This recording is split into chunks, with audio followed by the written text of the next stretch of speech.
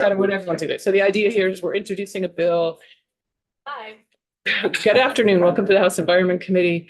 We are just about to begin taking testimony on H238, which is now become the PFAS bill as introduced.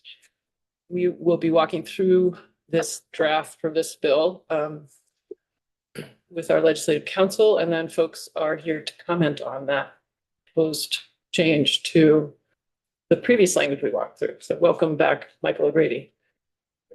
This is Michael O'Grady with Legislative Counsel. A few weeks ago, I walked through a recommended PFAS legislative structure from the Agency of Natural Resources and multiple other agencies regarding setting up a regulatory program for PFAS regulation at the Agency of Natural Resources. This draft in front of you is based on that recommended report from the Agency of Natural Resources with two key changes. First key change is the definition of PFAS. When you might remember when I walked the bill with you before, there was a definition that was based on a federal definition, which was ultimately about 3 different chemical structures. That is being changed to being the overall broader definition that was sought by some of the witnesses that you heard from, so that it would be a class of fluorinated organic chemicals containing at least one fully fluorinated carbon atom. The second major change was But that's the definition in statute currently. Depending on which program you're looking at, but most of the Title IX programs, yes. The consumer product programs, yes. Some of the other definitions in Title X, water, waste, no, that is not the definition. Okay, so at some point, we're going to want to look at probably the differences among those. The second major definition is the ANR recommendation had a long-term regulatory program for any consumer product containing PFAS in it that you may remember was triggered by similar states or nearby Northeast states with a population of 15 million or more adopting a similar law. That has been removed to address concerns about definition, about whether or not if the definition is too broad, whether or not you can have that long-term regulatory program. So that's the 2 major changes: the definition of PFAS, moving away from the 3 chemical structures to the class of fluorinated compounds, and removing the long-term program for consumer products with PFAS that was triggered by the 15 million people in similar states enacting similar legislation. So with that as the overall how this has changed from the ANR's recommendation, you can go to the definitions. I'm not going to walk through these all again because you've seen them before. There is the definition of apparel, which is pretty much everything you wear on your body. There's that distinction of outdoor apparel, but that's really just everything you wear on your body for outdoor use. There's the definition of cleaning product intended for routine cleaning. It does not mean an antimicrobial pesticide because pesticides are not subject to this program as drafted. There's that definition of complex durable good. Those are those consumer products that have 100 or more manufactured components with an intended useful life of 5 or more years. They're currently not subject to the program because of the complexity of how you would deal with them. We go back to antimicrobial pesticide, and if I recall, is that like hand sanitizer? It's a class of, yes, it is like hand sanitizers. It's soap that has any kind of claim that it disinfects or kills. I always try to make a point that there's usually one of them in. Not in our room.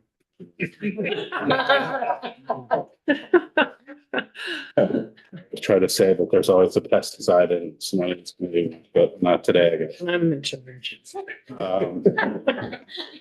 On page 4, line 1, there's a definition of consumer product. It's any tangible personal property that's distributed in commerce and that is used for personal, family, or household purposes. It includes product categories that are normally used by household but sold to businesses such as commercial carpets or commercial floor waxes. Beginning January 1, 2033, it will include complex durable goods.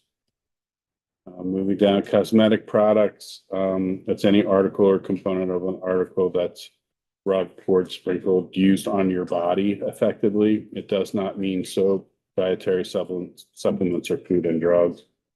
Definition of dental floss, fluorine treated containers, food.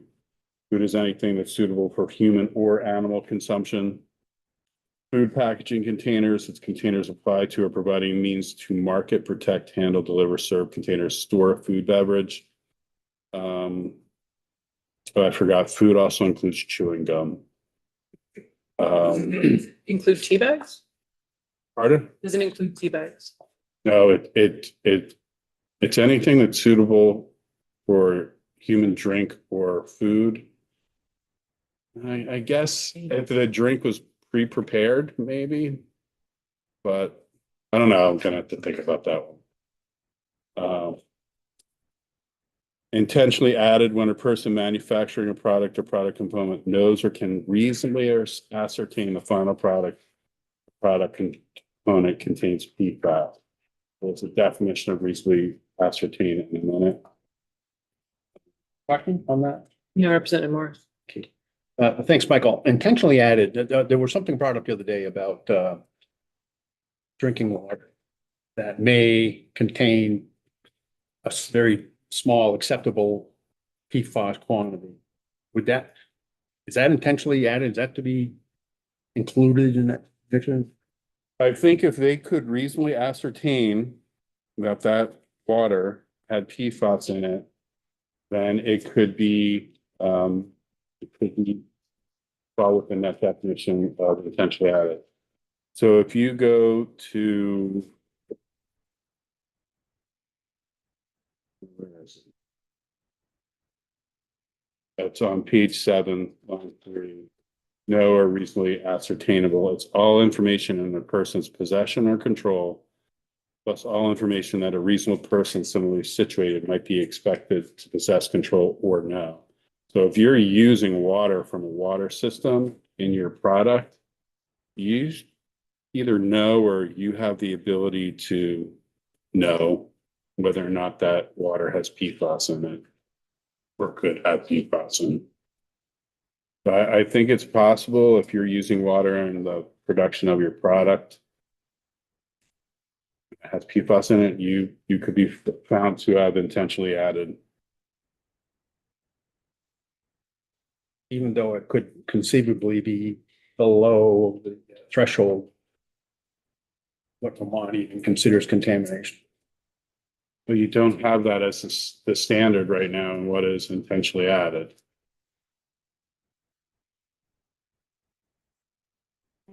Representative Austin. Yeah, just when we were talking about food, I think we had a conversation, like, why is it permitted in food? And it was because food sometimes is washed with water that has PFAS in it.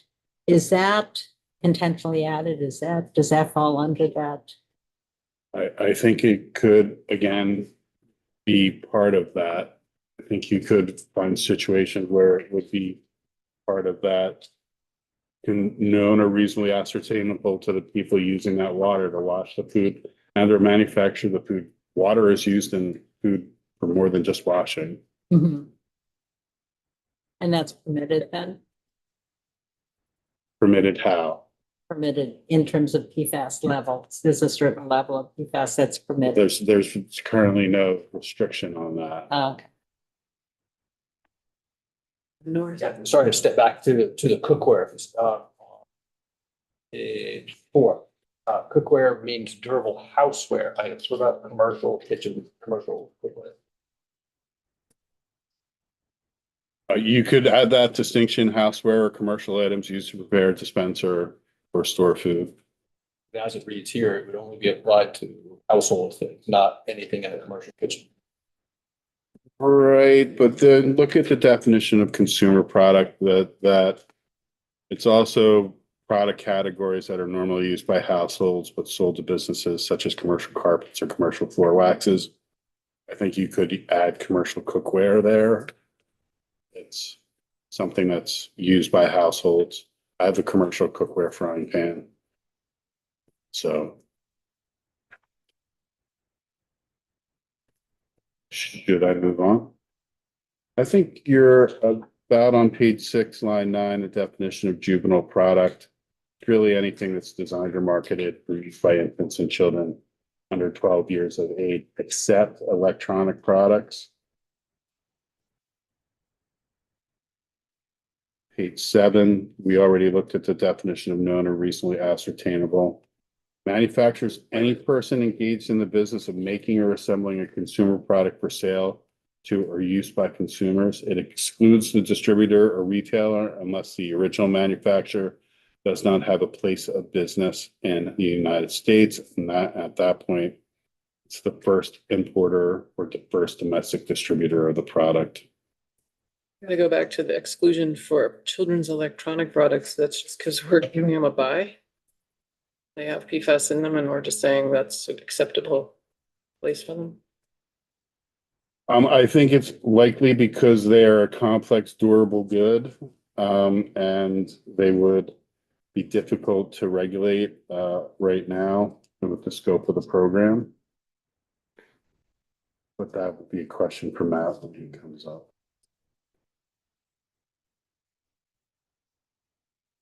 I'll go to page 8. And there's that key first change, line 1, subdivision 25, the new definition of PFAS, or the existing definition from Title IX being used in this Title 10 program. The class of fluorinated organic chemicals containing at least one fully fluorinated carbon. There's a definition of PPE. This is just that is worn by firefighting personnel. Someone asked me in the hallway, what about other PPE that might not be for firefighting personnel, might be hazmat, industrial use. Would that qualify as PPE? Not right now. It would qualify as apparel, but it wouldn't be PPE.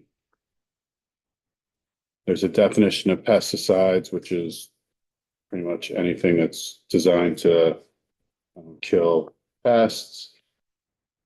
PFAS added consumer product, a consumer product that was manufactured after the effective date of the chapter where PFAS was intentionally added.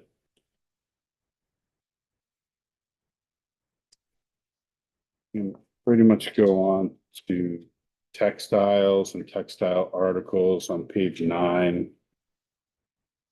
Textile articles, it's any textile good of a type customarily and ordinarily used in households and businesses and includes apparel, accessories, handbags, backpacks, etc.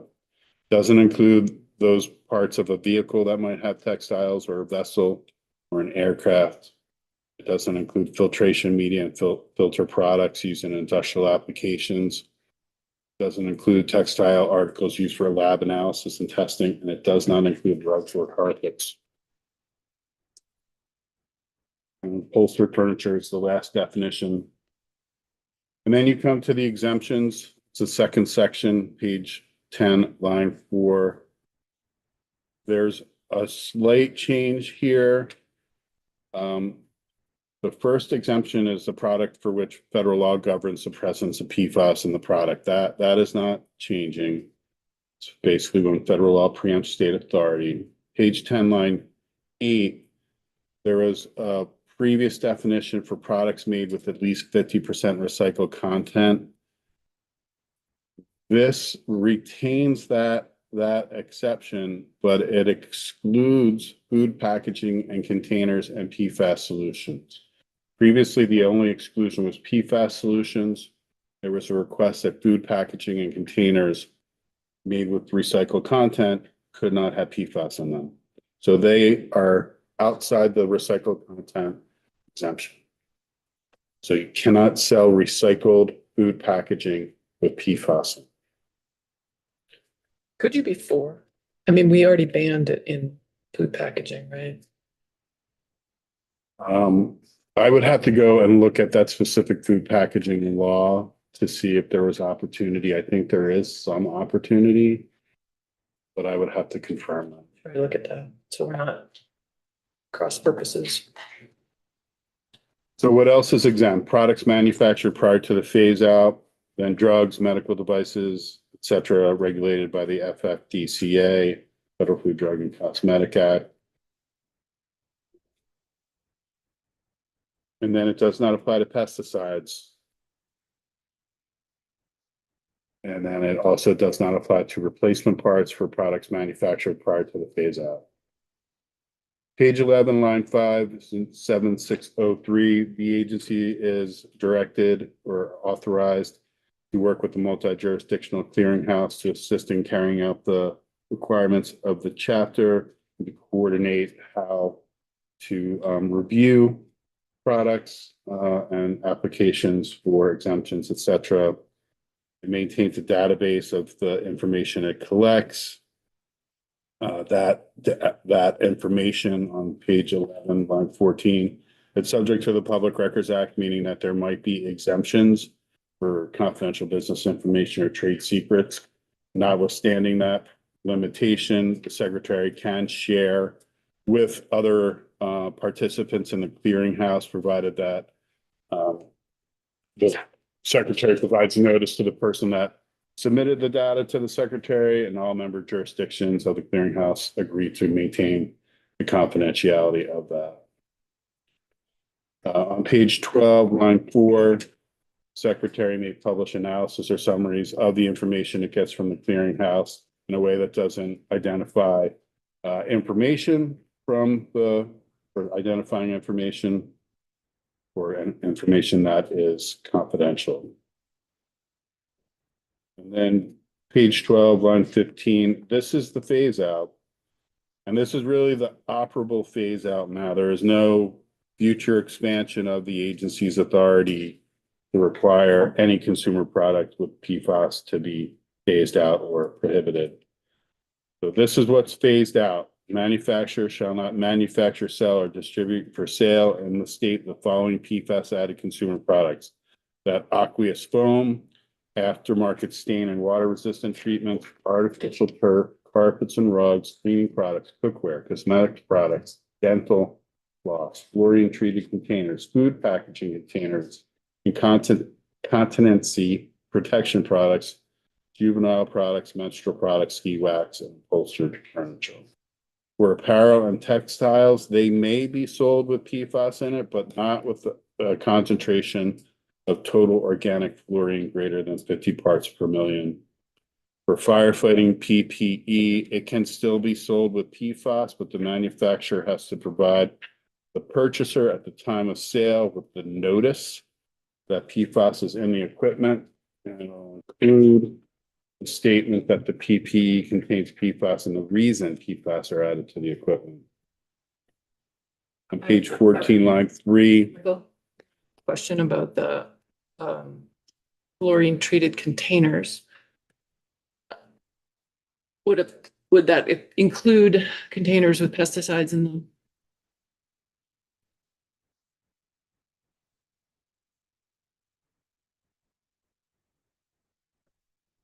Well, that's a good question. I guess that currently, as the bill is drafted, would be up to, well, the way this is drafted, it means a fluorinated treated plastic container or another fluorinated container listed by the secretary by rule.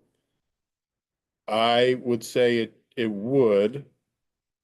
I will also say that from last year, I know that EPA has ordered the containers for pesticides to not have fluorinated compounds in them.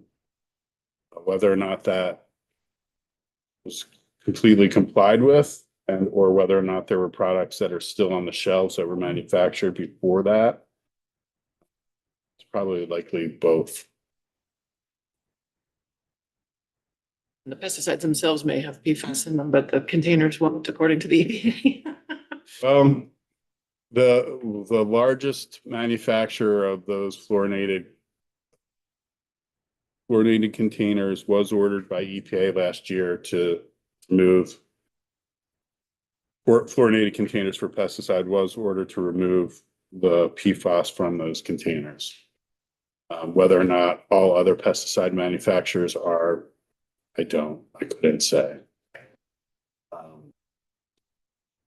I think you're hitting on the point that Minnesota in September/August issued a report that found that according to their definition of active ingredient, they found PFAS in pesticides that are active ingredients of the pesticide. So if that's the case, that means that it was in the pesticide before it was put in the container. And so that's a different question. Indeed it is. Representative Austin. Yeah, if we just go back to page 10, line 6. Product for which the federal law governs the presence of PFAS in a product. Is there anything we can say about if there's clear and convincing evidence that it's harmful to human health, that we don't need to abide by the federal law? Is there any way that we can not abide by the federal law because it's not evidence-based, as, an example? So preemption depends on the specific preemption clause in each act regulating the product.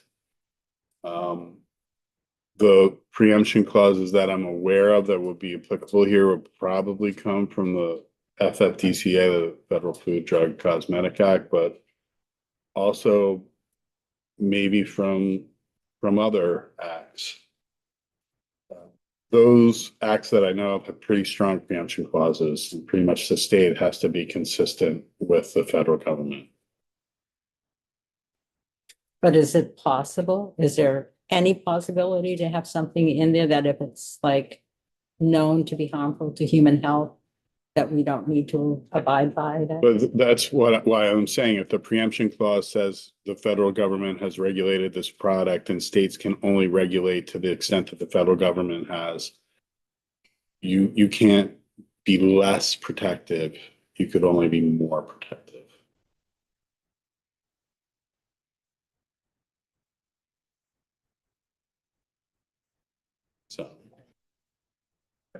So we could be more protective. That's what Representative Austin's. Well, you think of pesticides as an example. The preemption clause for pesticides in FIFRA is limited, and the courts have said it only relates to what EPA has approved for publication on the label of the pesticide, what it is and what it can be used for, and concentrations that are safe. That states can't change that, but states can prohibit the use of the pesticide. It says, because EPA, the label doesn't regard when and how it's used. States can require the pesticide be registered. States can declare it to be a Class A or a Class B or restricted use pesticide. So states can be more protective than the EPA because the preemption clause in FIFRA is limited to the label and what is on the label, not its overall use. So that's why it depends on what article you're talking about, what law you're talking about, and the specific preemption clause. Like TSCA has this messed up preemption clause that allows states to regulate it unless EPA has decided that they're going to look at it, and then the state can't regulate it anymore until the review period is over. And nobody really knows when the review period ends. And so how does the state regulate that? I don't know. Representative Pritchard. Page 13. That's the firefighting thing. That language seems exactly like your bill. Similar. What's Okay. Is this is new language here or no? This is not new from what you reviewed a couple of weeks Okay. ago. This was in the A&R recommended report. All right. I'm just curious as if covers what you're trying to do. Yeah, the way I read this is outerwear, so the firefighting turnout gear. Right. The bill that I was looking at also station. So they're Okay. job uniforms. Okay. So you're basically on page 14, line 6. The way that implementation or administration of this program will work is that it's a dual enforcement entities right now. You have the Attorney General using the Attorney General's Consumer Protection Authority, and you have A&R using its regulatory authority that you are creating in this bill.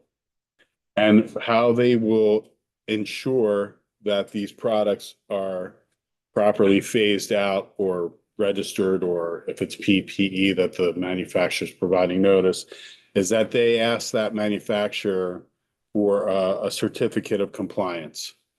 And that manufacturer has 60 days to respond. And this is something that the Attorney General has used in other programs, PFAS programs, other chemical programs. The manufacturer can provide that certification and say that their products comply with the requirements of the chapter, meaning that list of products doesn't have PFAS in it. Upon request, the manufacturer shall document the steps taken to reasonably ascertain whether PFAS were present in the product or not. Their other option is to notify that their sellers that they can't sell any, which means that they can't reasonably ascertain that the product doesn't have PFAS in it, and they can't provide that certificate of compliance to the AG or A&R. Basically, you give them an opportunity to take their products off the shelves if they can't prove that their product doesn't have PFAS in it. Or if a manufacturer that's required to provide a certificate of compliance, they can rely on certificates of compliance from their suppliers. You know, I think you've heard that they may not know that the manufacturer, what exactly is in the parts or the chemicals or the components of their manufacturing, because they're getting it from suppliers. This gives the manufacturer the ability to ask for that certificate of compliance from the supplier in order to comply with the certificate of compliance required by the AG or A&R. Now, the manufacturer on page 15 may request that certification from a supplier, and the certification may include whether the PFAS was intentionally added, whether the commercial chemical product contains PFAS, how PFAS was used to develop the product, or any additional information. If the supplier doesn't provide that information within 60 days, the manufacturer can sue that supplier for that information or any damages that the manufacturer suffered because of the supplier's failure to provide that certificate of compliance. And you'll see that litigation authority on page 6, line 4 through 8. Page 6. A question relative to that. Does that require the manufacturer to have flowed down the requirement for the PFAS-free pieces being supplied? I mean, you can't kind of retroactively go sue somebody for something they didn't know not to require. So that's a go back to what's intentionally added. You knew or you reasonably had ability to ascertain. So when this goes into effect, it's a couple of years, you're gonna have manufacturers that should have sourced their supply line in order to remove PFAS and PFAS added products from their supply line. And if they haven't done that already in some form, they're probably getting ready to do that. Because the scope of the liability that's happening all across the country with PFAS is pretty significant. So we don't need to explicitly state that in the verbiage here. Gets implicitly clear by the fact that it could be sued later for it. Got to slow it down. And an important part of that potential liability is on page 16, line 9 and 10. it says that the supplier's failure to comply with the section is deemed to be a violation of 9 VSA 2453. 9 VSA 2453 is the consumer protection cause of action. It's the Attorney General's authority, but it's also a harmed individual's authority that they can bring a private right of action underneath 2453, and they can receive up to treble damages underneath that cause of action. So can be a significant incentive for manufacturers to comply. I will say that I don't know many people who have actually successfully brought that consumer protection private right of action, but it is something that is a specter, and can be helpful in changing behavior. And when we get to that part, relative to enforcement, how much burden is there on the person bringing the lawsuit to prove that the damage was caused by the PFAS and not by something? Well, that's generally why those consumer protection claims aren't brought, because you have to show your damages were caused by a violation of the consumer protection law. And that's not as easy as you think it is. Similarly, for enforcement, you'll see page 16, lines 14 and 15. This is to consolidate the dual enforcement tracks. Remember, there's ANR and the AG enforcing this program. You're giving ANR its enforcement authority in chapters 2 and sections 2 and 3 of this bill, which are chapters 201 and 211. So they'll have all of their general enforcement authority, which is assurances of discontinuance. They can give administrative penalties. They have every one of their enforcement tools underneath this bill as drafted. And the AG has that consumer protection claim that it has under 9 VSA 2453 and the private right of action that's under 9 VSA 2453 for the whole program. Section 2 is ANR's generally applicable enforcement authority. You will see on page 17 that this chapter is being added to the applicable laws enforced by ANR. Similarly, page 17, section 3, this is those laws where the act or decision of the Secretary of Natural Resources may be appealed to the Environmental Division. You're adding that new PFAS chapter to that list. Page 18, section 4, that's a conforming change. Remember, there are already products with PFAS in them that are prohibited from sale in the state, including cosmetic or menstrual products on page 18 in 9 VSA 2494B. You are going to repeal that PFAS prohibition because you're bringing it into this new regulatory program. Similarly, on page 19, in the chemicals of concern in food packaging, you're basically going to pull PFAS out of that program and put it into this consumer products program. And you're doing the same thing on page 19 in line 15, section 6. You're repealing the prohibition on PFAS and firefighting agents and equipment and PFAS and certain consumer products because they are now all in this program. So you're not having multiple different programs across Title IX or elsewhere. It's all going, consumer products with PFAS are all under this regulatory program. ANR reports to you a recommendation on how to address PFAS in complex durable goods. Remember, those 100+ parts. And then on or before January 15th, the Secretary of Ag reports to you on how to address PFAS in food. What you don't see is that future regulatory program where the agency was going to ban any consumer product that had PFAS in it instead of the listed products, because that has gone away. There's no longer that contingency based on 15 million people or states with 15 million people adopting similar laws. This is the program. It's a regulatory program at ANR with dual enforcement by the Attorney General. There is no future implementation or future expansion of scope underneath this draft. Thank you for that walkthrough.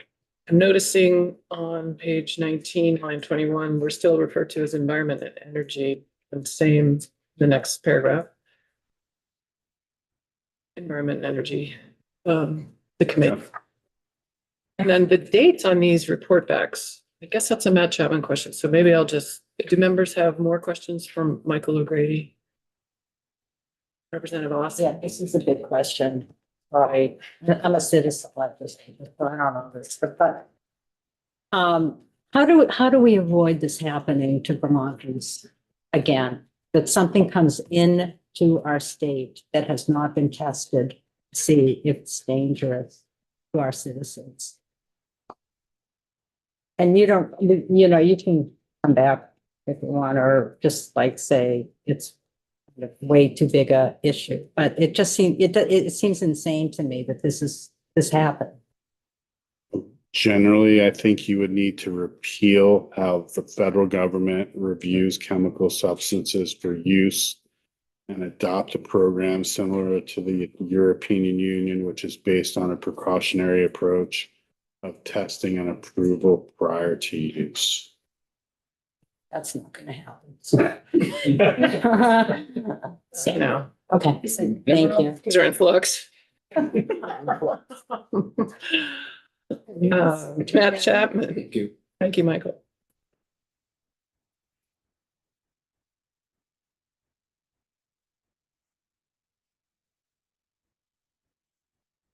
Michael, do you want a chair?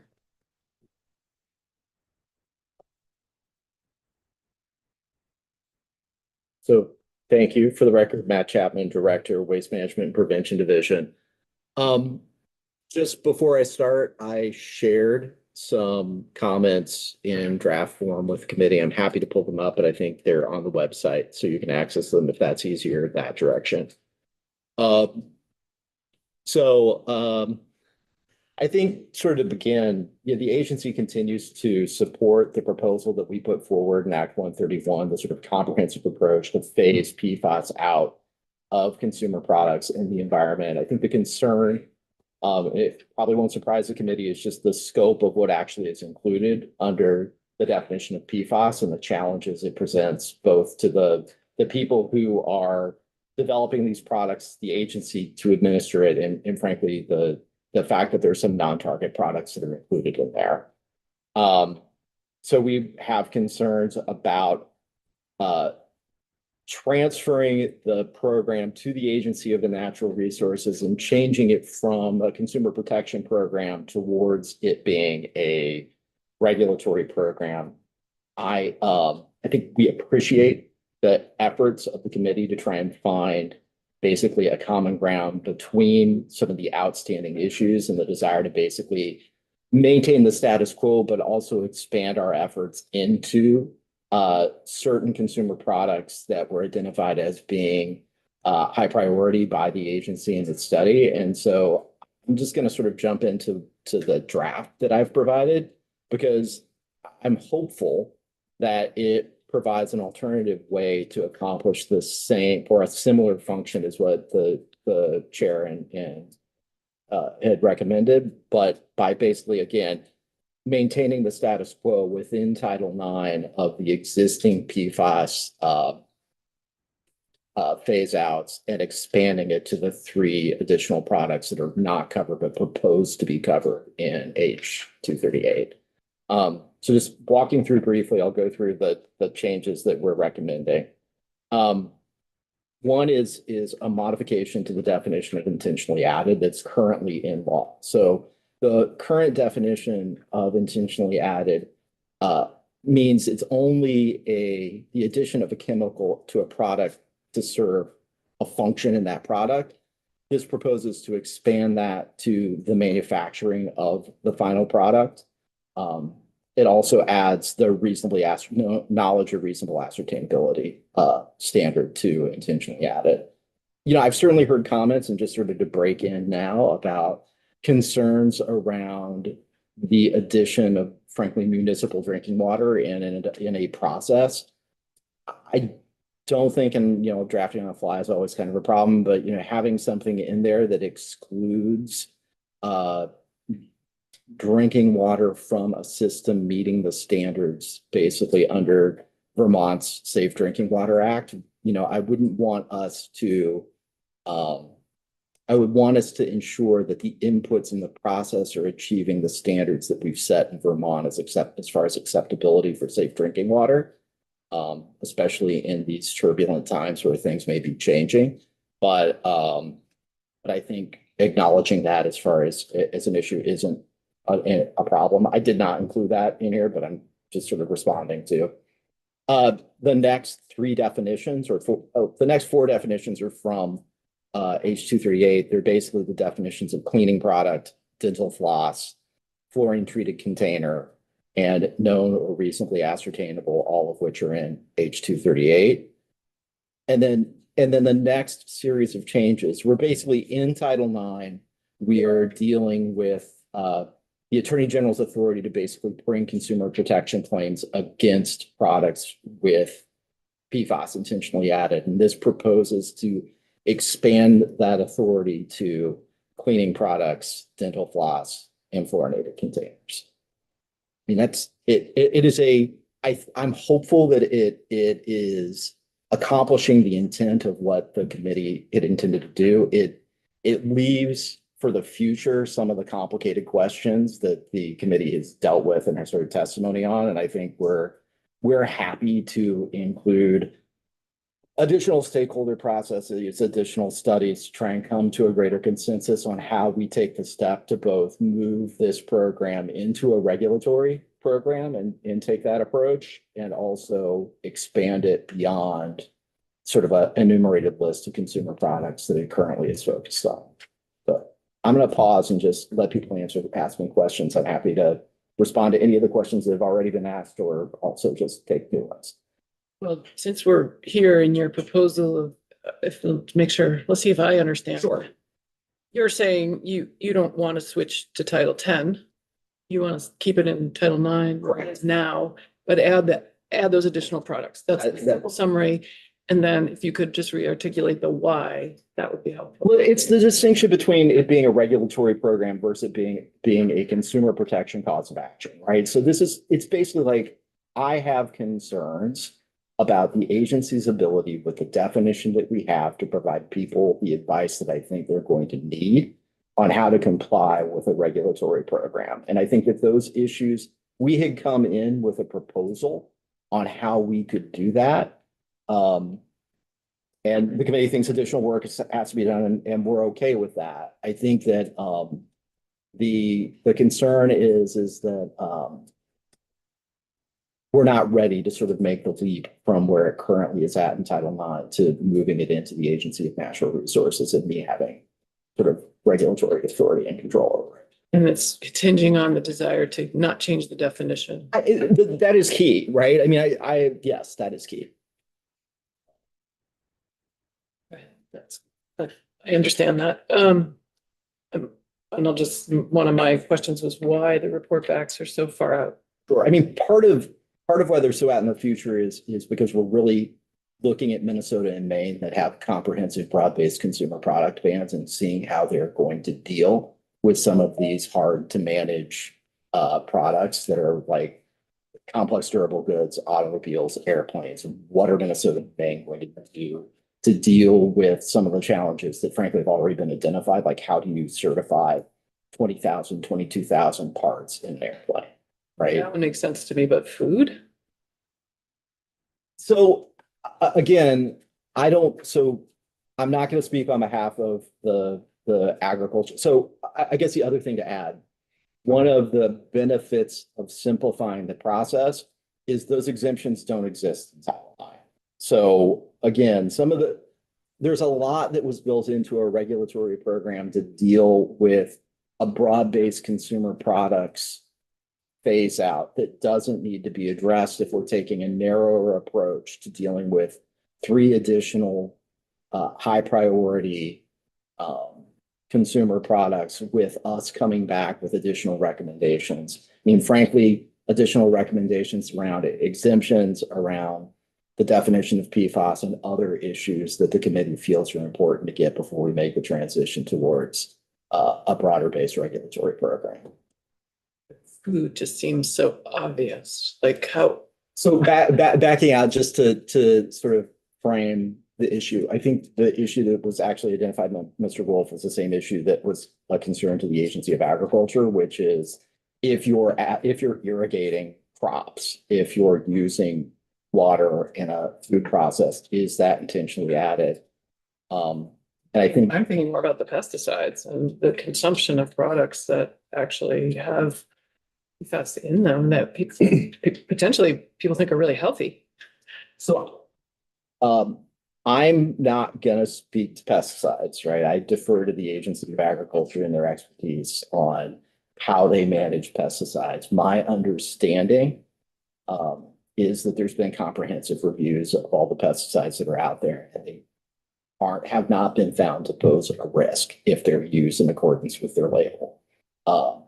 And that's how the agency deals with things. So again, I think that drinking water is often the source of highest concern to the agency when you're looking at a person's exposure pathways. So, and frankly, the source of that drinking, how it gets into the drinking water may vary, and that's why we're looking at consumer products. But the highest input to individuals is a drinking water. Can be things like seltzer, things like sodas. It can be. It can be. Oh, Representative Tagliavia. You mentioned Maine and one other, Minnesota. Minnesota. Were you referring to them as kind of like the canaries in the coal mine to try to figure out some of this so we are not, as a state, dealing with it? Kind of sit back and let them work things out? Is that what you were indicating? I think we want to learn from their experience and try and craft our program in a way that avoids. I mean, Maine's already started this process and it's already encountered challenges in how they're going about doing things. And, I think that it will be illustrative to see how they manage through some of these issues and provide, and frankly, we want to learn from them so that we don't go down the same pathways that lead to bad outcomes, which is kind of where I'm concerned we may end up going. Can you elaborate on some of the bad outcomes you're trying to avoid?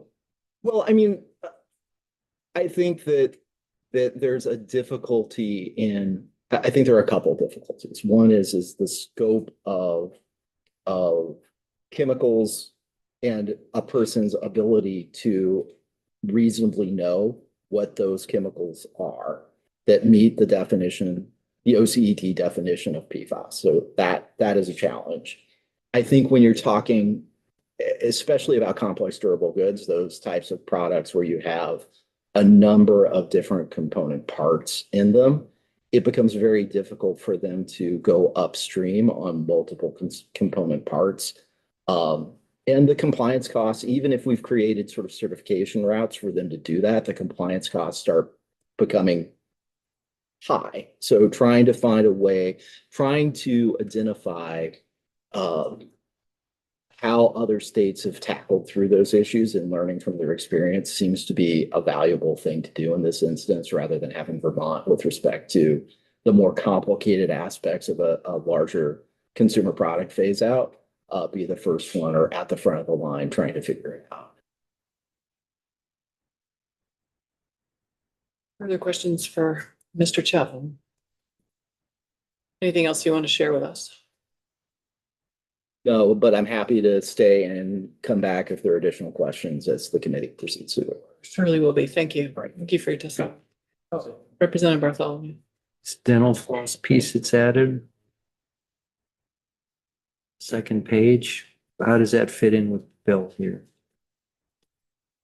So dental floss is one of the 3 enumerated consumer products that, so in the committee's proposed bill H238, there's a long list. Most of those products are actually already phased out. They're in Title IX, they're subject to a phase out. Some of them have already been phased out. Others are in the process. There's a future effective date on them.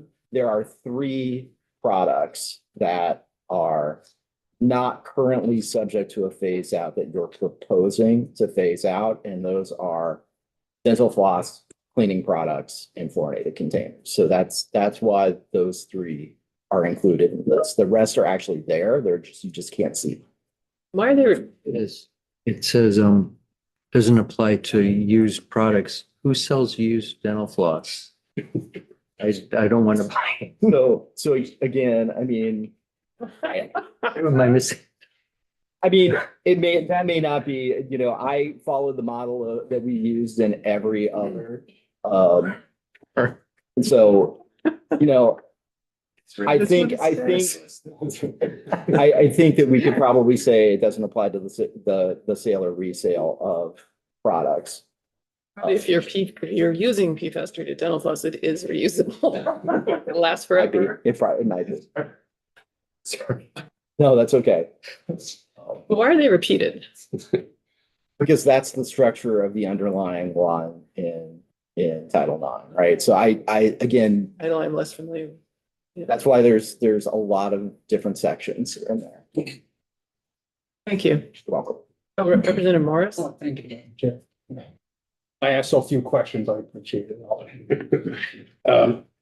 Matt, I'm questioning I'm still struggling with the definition of PFAS added, intentionally added.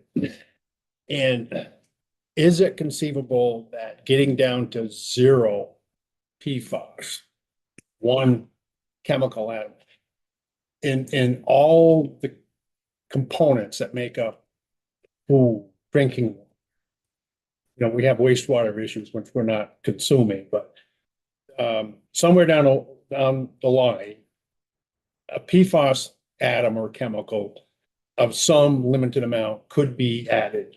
And if it's a part of the component of what's being manufactured, it's intentionally added.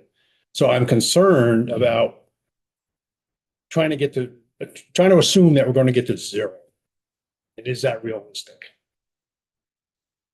So I think the challenge we're faced with, and there are other people who may know better in this space than I, but the challenge we're presented with in the context of consumer products is there's not, in most instances, there's not a good way to test the product when it gets out into commerce, right? We don't have methods to sort of run it through a scientific equipment to end up with some sort of number of how much PFAS is in there. So rather than doing that, we look upstream to the manufacturing process and say, if it's going to end up in your product, you can't have intentionally added it.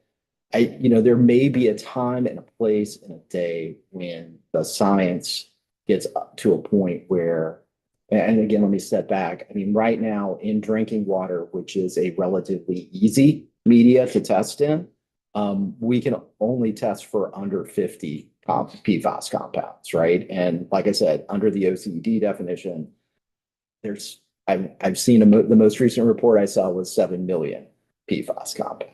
So, we're trying to basically send a signal to people that we're looking at manufacturing process, not necessarily your product outcome. And if you can expect to see it in the product, you shouldn't be adding it in your process. So do I think 0 is a reasonable number? I think that we are striving towards reducing PFAS to the maximum extent feasible in the processes. I mean, I think there are so many inputs everywhere that 0 is always a hard number in science to ever get to. And to my point, then intentionally added for manufacturing, and it could be an ear of corn grown on a farm. We'll eat each summer. Well, so I think if you look at it, again, when we proposed this program, there was going to be a list of commercial chemical products that was out on a website that is available for people who are doing complex manufacturing. And if they're adding one of those 14,000 commercial chemical products that have a CAS number associated with them, that they should be able to ascertain that using it in their product, they can't use those and have that product in the state of Vermont. Again, that's one of the challenges I think we're seeing with the broader definition of PFAS, right? Is that it's not so much that you can't manage these to like steer away from adding inputs that create PFAS in your product. It's when it starts getting difficult to ascertain whether that chemistry itself meets the definition of a PFAS that's the problem.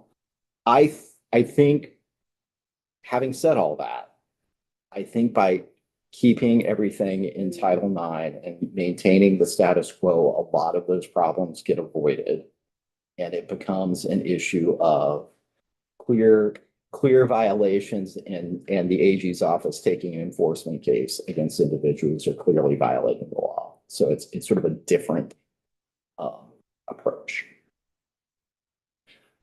We really need to move on. We have a lot of people waiting, and more to the story. John Groveman.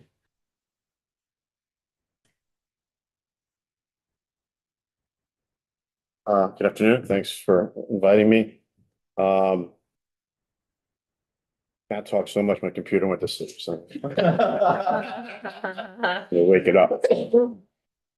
So for the record, I'm John Groveman. I'm the Policy and Water Program Director for the Vermont Natural Resources Council. And I know we have a lot of witnesses, and I'll be brief, but just like my background on this issue, I've been working on PFAS issues for about the last 10 years.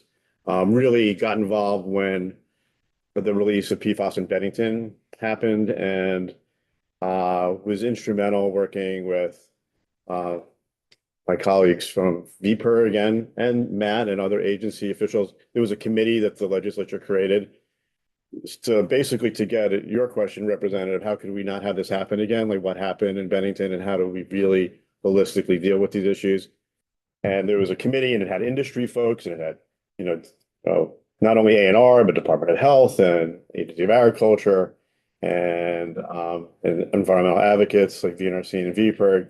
And we came up with a list of recommendations to try to close the gap so we could continue to get PFAS out of the waste stream and help people who've been contaminated with PFAS.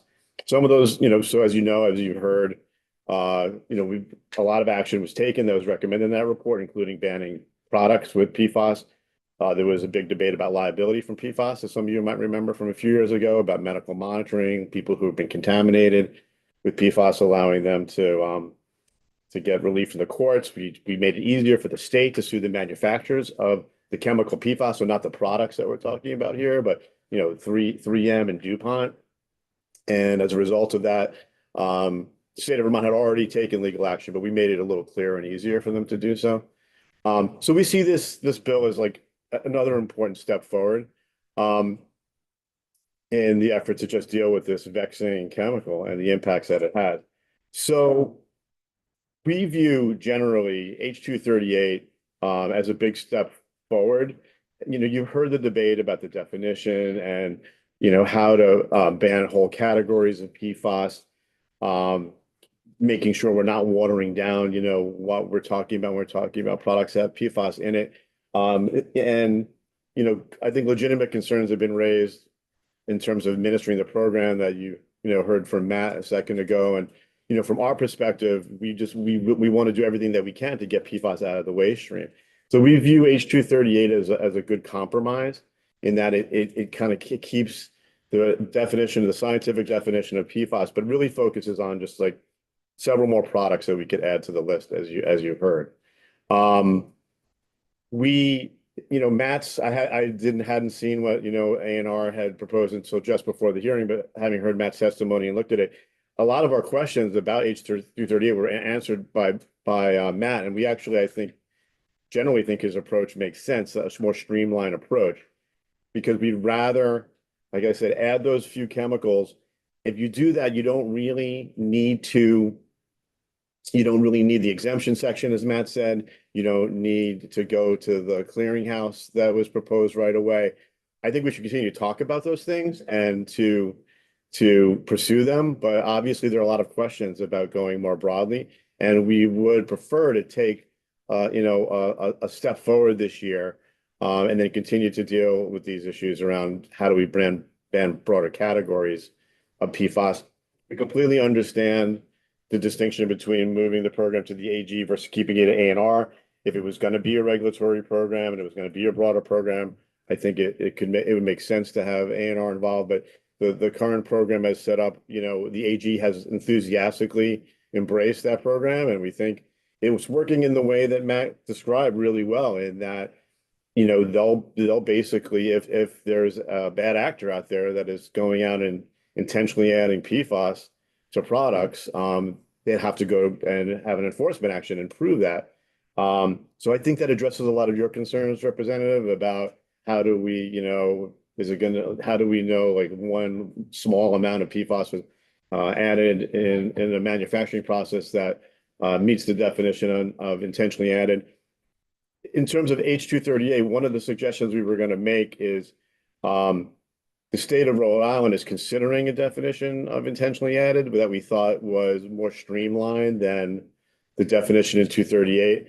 I like to think about it a little bit, but I think what MAP and the agency is proposing is even more streamlined than that. So like to your point about, we're really kind of streamlining it down. We're trying to really kind of get at what is intentionally added. And one of the points that I was thinking as I listened to the conversation was, remember, and I think the last part of the conversation you had with Matt got to that point. We're only talking about, intentionally added for the products that are covered, right?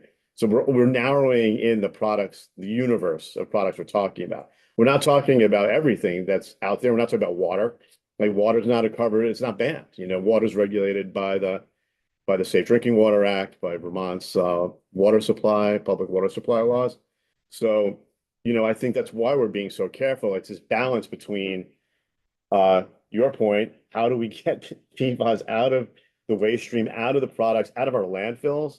You've heard and you'll continue to hear about our one landfill and the challenge. All the waste is going there. The more products that we allow to be used, they end up as waste. They end up in the landfill. They end up leaching out PFAS. It ends up going into the groundwater and wetlands and, potentially surface water. So I think we all share the same goal. And so generally, I'll just close by saying I think we support this more streamlined approach to try to continue the step forward while we all continue to work, including national groups like you've heard from earlier this session. And hopefully EPA will continue its work on PFAS. They've actually done some much better work over the last few years, but we are concerned about where that's headed. Obviously, we don't know. Everything, as people have said several times this afternoon, is in flux.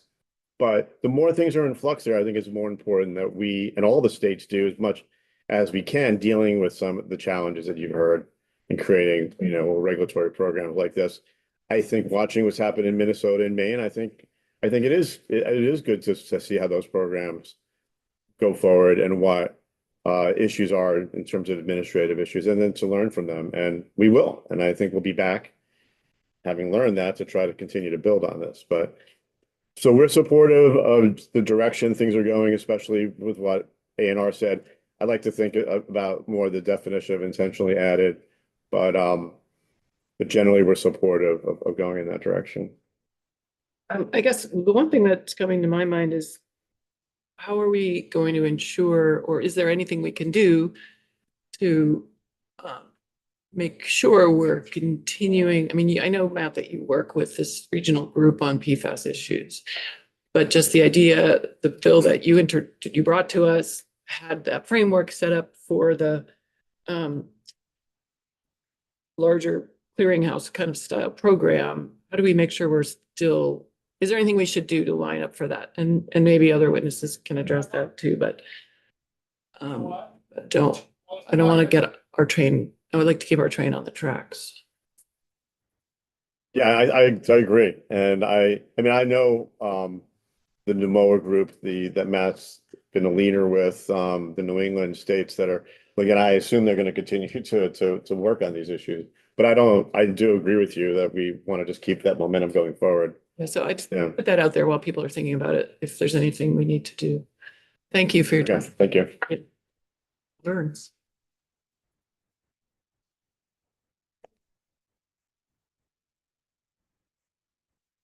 Thank you, Madam Chair and members of the committee. For the record, my name is Paul Burns. I'm the Executive Director of VPIRG, the Vermont Public Interest Research Group. I appreciate the opportunity to speak again to you today now about the draft legislation that you have before you. As John Groveman said, we are generally pleased with the direction that this draft takes. We appreciate also the thoughtful approach of the administration and Matt Chapman in this entire process. We're fortunate to have somebody who is such a leader in this, not just in Vermont, but certainly in the region and beyond as well. So I'm grateful for that. And I know that you all know that we are here for important reasons. You know the potential health effects from cancer to hormone disruption to even a weakening of the way the immune system works, including could harm the efficacy of vaccines if you are exposed to PFAS. And we don't need that right now for sure. And so, it's not just a list of health concerns. These are all individual people who have suffered real harm already from exposure to PFAS. And they are, our children, our grandchildren, our coworkers, our friends. And so, again, I'm grateful for you in this committee to take up this issue. It really is meaningful from a public health and environmental perspective. This bill now before you does represent real compromise. And I think it's important to understand that as well, just where you are in this process. This is a compromise from the initial recommendations from Matt and the agency. We, I should just say from VPIRG's perspective, would like to see a bill today move toward nearly immediate coverage to all PFAS added consumer products. However, we recognize that wouldn't probably have the support that is needed to become law this year. And we are very interested in making progress on this issue. And so we not only concede that a more streamlined approach makes sense. As you know, we proposed taking that section out of this bill when we were here last time. And so I do think that makes sense, but it is a real compromise, a concession, you could say, right off the bat, and it's not insignificant. To that end, Madam Chair, I would just say we too want to keep an eye on what's happening in other places. And I don't know whether a study that would be due back before 7 or 8 years from now, might make sense to take a look at what's happening out there. I mean, I know that as long as we have Matt Chapman, the state will be on the case as that, and a number of other organizations clearly would be following it. But there may make sense to have some sort of a look back, a more formal report back before that date. But what this bill does cover in everything, from cleaning products, fluorinated containers, the upholstered furniture and dental floss, that's significant and tangible progress. In these items, we're capturing products that represent a direct human exposure to PFAS, as well as other products that represent some significant source of PFAS in our environment. So this is not nothing. This is a significant step forward, and therefore we are strongly supportive of that. By limiting the scope, though, by not entertaining the possibility in this bill of expanding to the broader array of consumer products, it does take off the table the need to address some of the other things, including, or I should put it another way, allows for a continuing conversation about a definition of PFAS and some of the other potential exemptions that were included in the earlier recommendation. And so again, we find ourselves in agreement with what Mr. Chapman said in that area as well. But we would argue then you could take out the references or exemptions to drugs, medical devices, and pesticides. They're not in here. You don't need to exempt something which is clearly not covered by the items that you have in here now. And I personally don't think it's a good precedent to include those in. Recycled content is another. We appreciate the clarification that it wouldn't apply to food contact materials.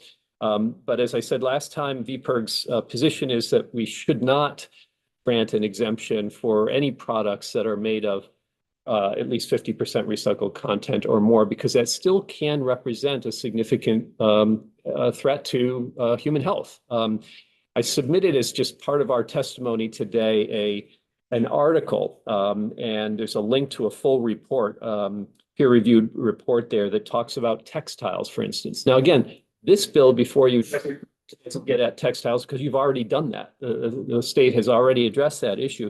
But I know you've heard it from other witnesses about the importance of recycled content receiving exemption in textiles. And I just wanted to note that this report that came out in July of last year found for the first time that a wide range of PFAS chemicals can permeate the skin barrier and reach the body's bloodstream. PFAS, of course, are already known to enter the body through a number of other routes, ingesting food or water, for instance. But it had commonly been thought that PFAS are unable to breach that skin barrier. But this recent study shows that it is possible. And so one of the authors notes here, and I'll just quote, "The ability of these chemicals to be absorbed through the skin has previously been dismissed because the molecules are ionized. The electrical charge that gives them the ability to repel water and stains was thought to also make them incapable of crossing the skin membrane. Our research shows that this theory does not always hold true, and that, in fact, uptake through the skin could be a significant source of exposure to these harmful chemicals." I just wanted to note that, you know, when we talk about providing these exemptions, we might be perpetuating an unintended health risk as well. So just wanted to note that. With respect to the definitions of intentionally added, I too just saw, just prior to coming in here, the proposed language from Mr. Chapman there. We think that's a reasonable step forward. It is another concession, you know, a concession to the fact that there is PFAS in water supplies. And it's not intentionally added as part of a manufacturing process. And if that water supply is otherwise meeting state standards, we would not object to a definition that essentially takes that into account. I have proposed, submitted today as part of the testimony, a proposed bill from Rhode Island that John Groveman noted. That definition is a little bit longer than the one that Mr. Chapman suggested. And the key thing that would be missing from Matt's proposal was that it would capture intentionally added PFAS to also include degradation of byproducts of PFAS or PFAS that are unintentional breakdown products of an added chemical. The use of PFAS as a processing agent, mold release agent, or intermediate is considered intentional introduction for the purposes of this chapter, where PFAS is detected in the final product. You're not supposed to follow along there, but if you want to read that definition, we've submitted it today, and it could be a slight bit more comprehensive, even in a more streamlined approach, and is not intended to get at the water that is just in the water system there. So I think you're finding probably some broad agreement around that general approach there. With respect to the phase outs, I guess I'll just note, because I don't think it's come up so far, this bill would take effect July 1 of 2028. So again, more than 3 years out. I'm not sure that we need to go out that far, particularly when we look at other states. And I think this was in our initial testimony as well, that you would have a dental floss, for instance, is being phased out January 1 of 2026 in Colorado, in Connecticut, also in 2026, Maine as well. So there are a number of these other products that we're talking about getting at here where other states will be ahead of us, significantly ahead of 2028. There are times where Vermont has tried to be in line with other states when it comes to phasing out potentially dangerous chemicals. I think that could make sense, or you could even say 6 months later or something. But 2028 is quite a cushion, I guess I would just say. And finally, nearly finally, I'll just say we agree with the proposed approach of keeping this in Title IX with the Attorney General. I haven't spoken with the Attorney General's office yet, but they were strongly supportive the last time that this approach was considered, and we appreciate that leadership very much. The report backs, again, I don't know, Mr. O'Grady could tell us how often it happens that you say 7 years from now, we're going to ask for a report to come back. Doesn't strike me as great policy, great public policy. I mean, I don't know how long you signed up, Matt, to be in this role, but But 7 or 8 years is an awfully long time.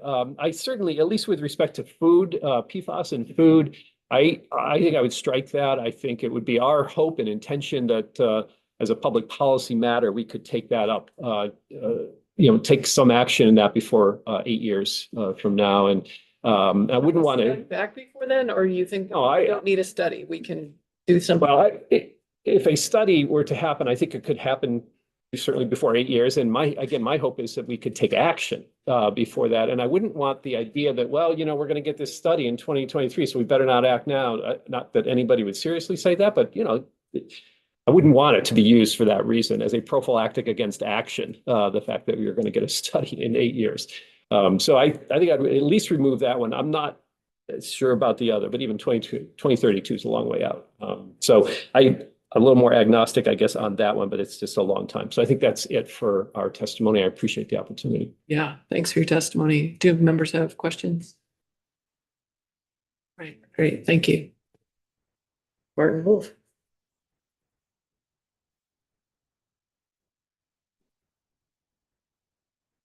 Thank you for the opportunity to testify on H238.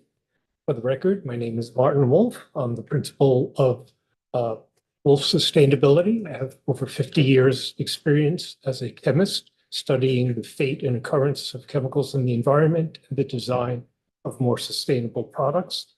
I'm also representing the American Sustainable Business Network, a multi-issue membership organization advocating on behalf of businesses, business associations, and the investor community, whose members collectively represent over 250,000 businesses. Because we are pressed for time, I'm going to just begin with my recommendations, which are: one, the definition of PFAS as containing one fully fluorinated carbon atom be retained. I recommend a de minimis level of PFAS in consumer products be established because of the issues that have been discussed so far around contamination from environmental sources, such as food, groundwater, drinking water, etc.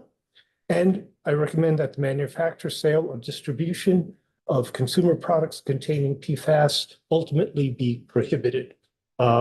We have to get these chemicals out of the stream of materials coming into the state, to Representative Austin's concern.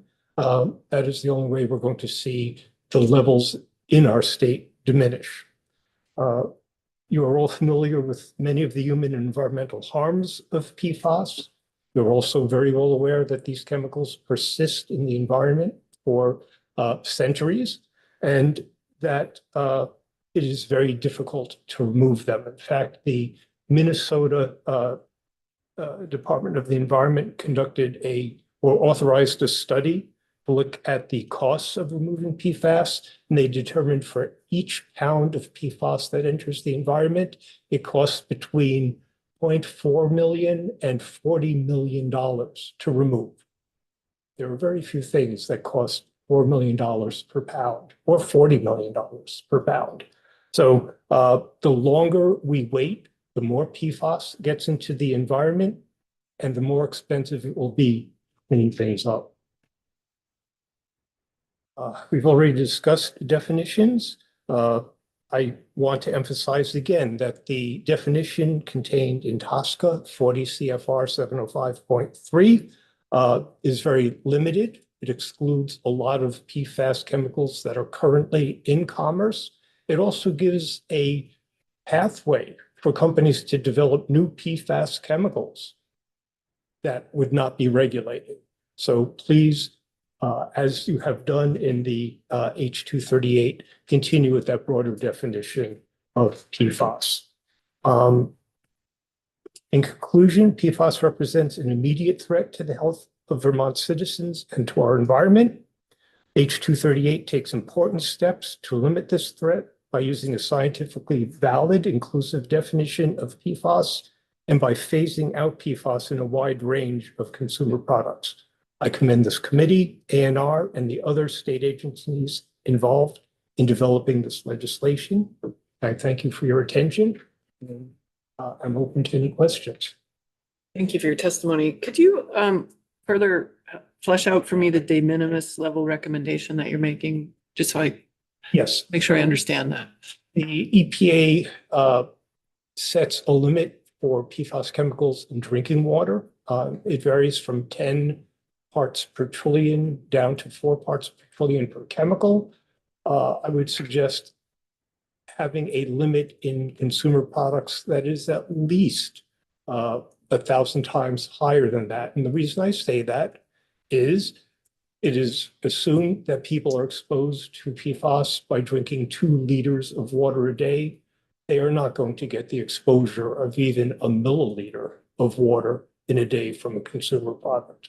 That's a factor of 1,000 right there. The Clean Water Act, there is a clean water standard for PFAS. I believe it is in the part per billion range. I don't know the exact number, though I can get that for the committee.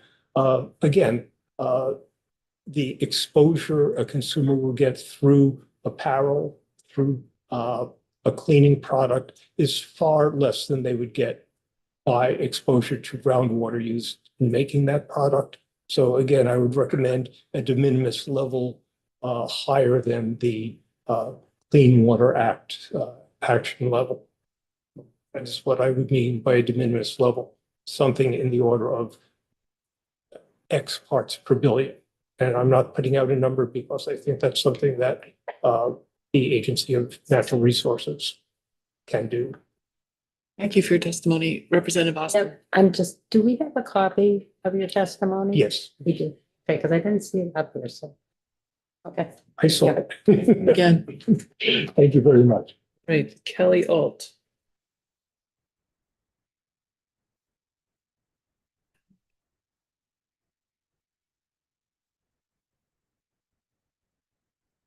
Thank you very much for having me, Chair Sheldon and the committee, inviting me back to talk about H2338 and the prohibition on outdoor apparel.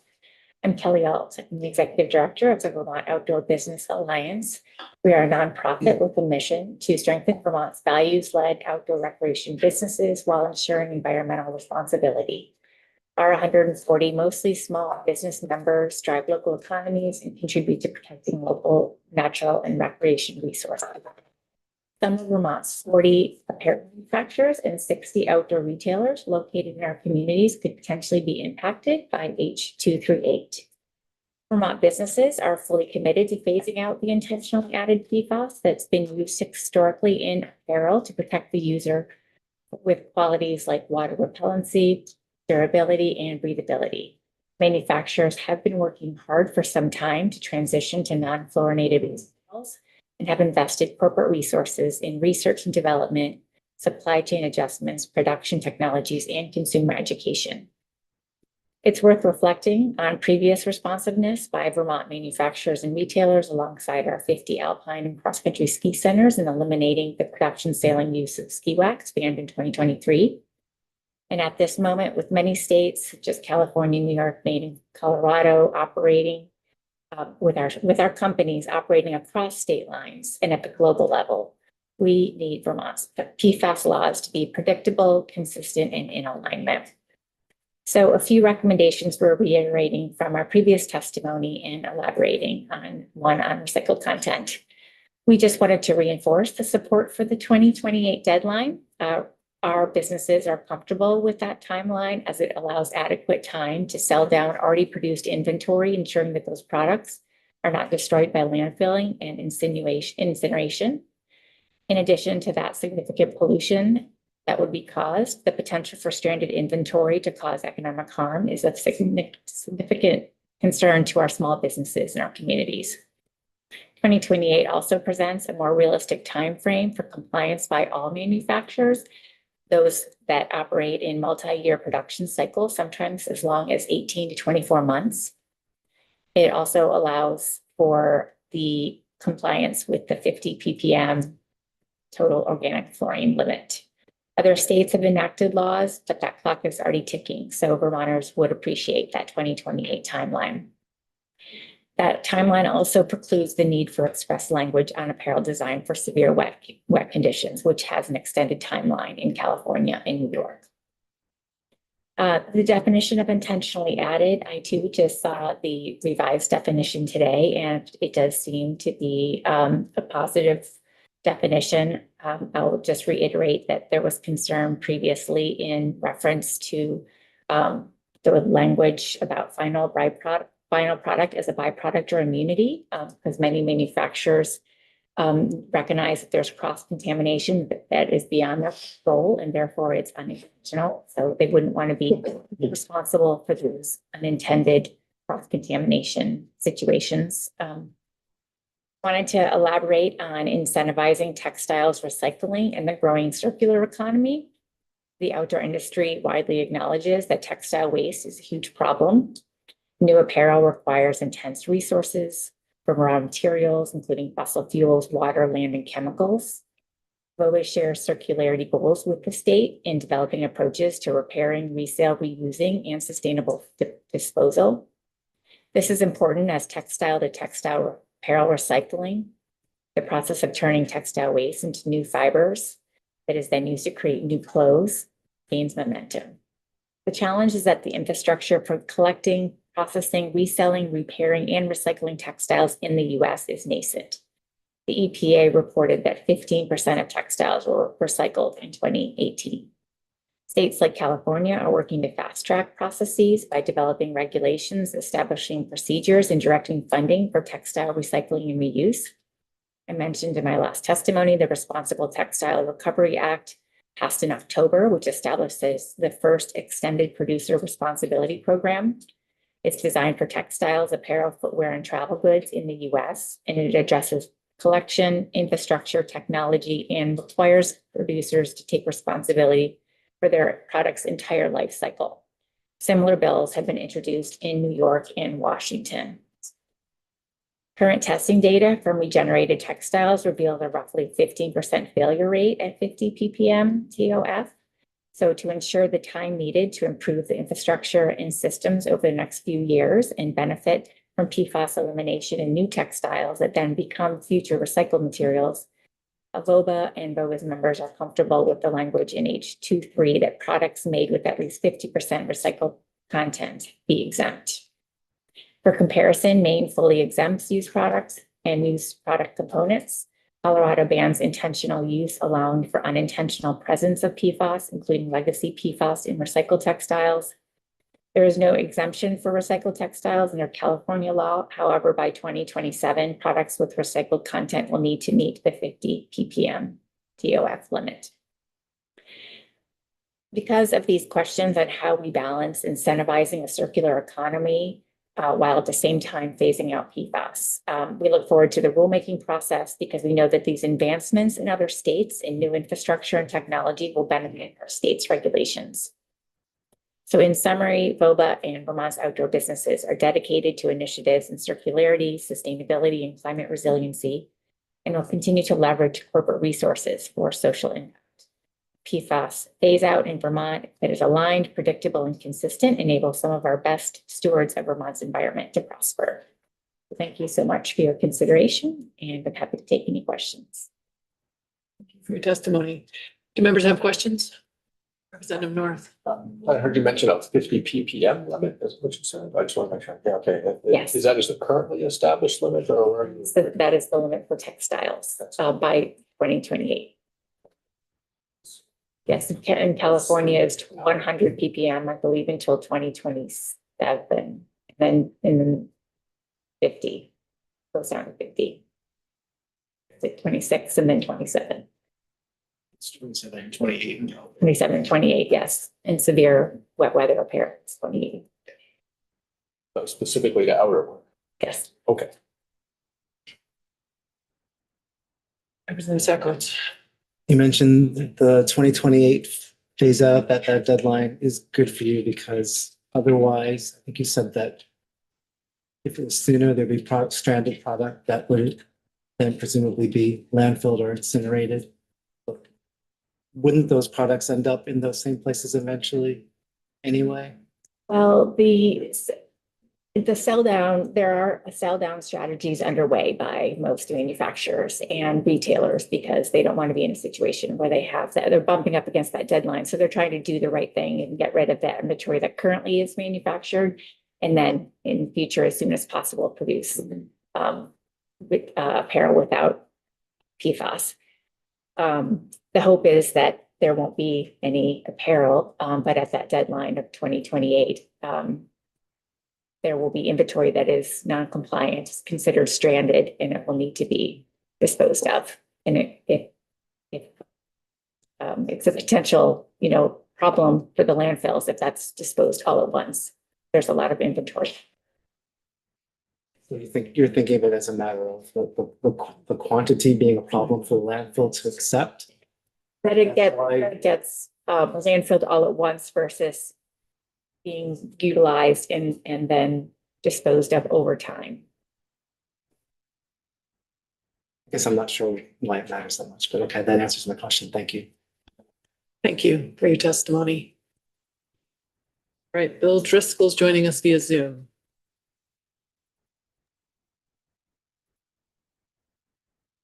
Thank you, Madam Chair, although I'm wondering, given that I can easily come back and the time constraints, maybe letting the other remaining two witnesses go. Oh, that's awfully nice of you. Thank you. We can. Plus, it'll give me time to finish our language suggestions too. Oh, good. Okay. Well, I like win-win situation. So Andrew Heckman. Good afternoon, Chair, members of the committee. My name is Andy Hackman, for the record, on behalf of the Juvenile Product Manufacturers Association. So we represent the entire juvenile products industry. That is cribs and strollers, bassinets, car seats, those products that bring children into your home and help them stay safe in your home. And so I'll keep my comments very brief. I haven't had a chance to submit written testimony because I just learned yesterday I'd be able to get fit in today. So I appreciate the committee's willingness to schedule me and get me in. My comments will be largely constrained to the definition of intentionally added, has been discussed already a little bit. I've had a brief chance to look at the additional language that's been proposed in that area. But I'll say from the juvenile products industry's perspective, we are working towards and ensuring compliance right now in California, Colorado, Minnesota, Maine, Rhode Island, and Connecticut. And the consistency with definitional issues is critical, obviously, in the free ability for commerce to cross state borders. We did have significant concerns with a reasonable and ascertainable language in the previous definition of House Bill 238. And we also had concerns around present in the final product as a byproduct or impurity. It's not often that Martin Wolf and I always agree on things, but I think we would actually agree here around the necessity of having a de minimis level, so a threshold which producers can understand is the level. We may disagree on what that level might be, but in a concept, that's something that's important and would help provide some predictability. The consequence of not having a threshold and a consistent definition of intentionally added among states is that producers have to chase zero, as alluded to. And testing for PFAS, as mentioned, it's an incredibly broad class of chemicals under the current definition. Each test can cost anywhere from a couple $1,000s to tens of $1,000s to do that testing. And so we still do have some concerns around known or reasonably ascertainable in the language that we're reviewing right now, known or reasonably ascertainable to who and who judges that. Understand that the department may be able to put some regulations in place around that language, but it is a subjective concept. And so a company of big resources that might have the ability to reasonably test and get down to a level of what's reasonably ascertainable to them might be different than a smaller company. And so language that's subjective like this, we do have some concerns with, and that subjectivity could result in certain companies getting violations or not, or having to do thousands of dollars of additional testing. So again, would encourage the committee to look at definitions. All the states that I mentioned, California, Colorado, Minnesota, Maine, Rhode Island, and Connecticut, have a consistent definition largely around functional purpose in the final product. And that's a definition that we're working to make sure that we're in compliance with. And that consistency is important for our companies as they look towards compliance. The 2028 effective date is also something that, as mentioned previously by our other speakers, is important for us from a sell-through perspective to ensure compliance. And I'll stop my comments there, but I did want to really hone in on the intentionally added definition as a critical foundational piece of this law. Again, we don't intentionally add PFAS to juvenile products. We are working to make sure that the supply chain fully understands the requirements in those other states and ensure that our companies are able to fully document compliance with those laws and potentially compliance with this new requirement in Vermont. So really appreciate the opportunity to jump in today and can answer any questions about the juvenile products industry relative to the proposal before you. All right, thank you for your testimony. Are you going to, would you be able to submit that so that we have it written? Yes, yeah. For back to, that would be helpful. And then if you, well, anyway, comments on the current conversation are also welcome.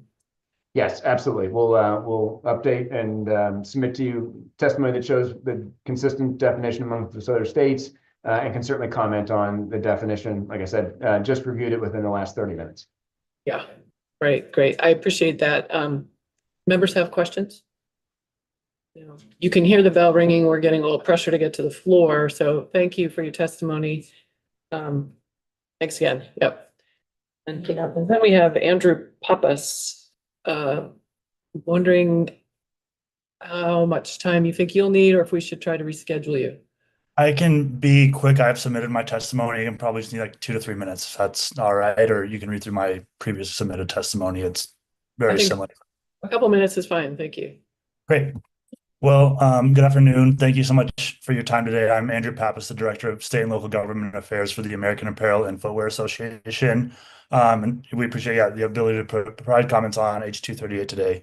AFA is the National Trade Association representing apparel, footwear, and other sewn product companies and their suppliers, and is a trusted public policy and political voice of the apparel and footwear industry. Its management and shareholders is more than 3.5 million workers, and its contribution of $509 billion in annual U.S. retail sales. And we represent about 1,100 world-famous name brands.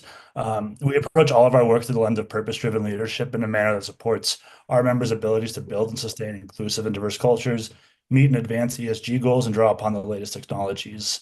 With our members engaged in the production and sale of clothing and footwear, we're on the front lines of product safety, and it's our members who design and execute the quality and compliance programs that stitch product safety into every garment and shoe we make. In fact, our members are actively phasing out avoidable use of intentionally added PFAS, and our open industry restricted substances list has included PFAS as a class of chemicals for over a year.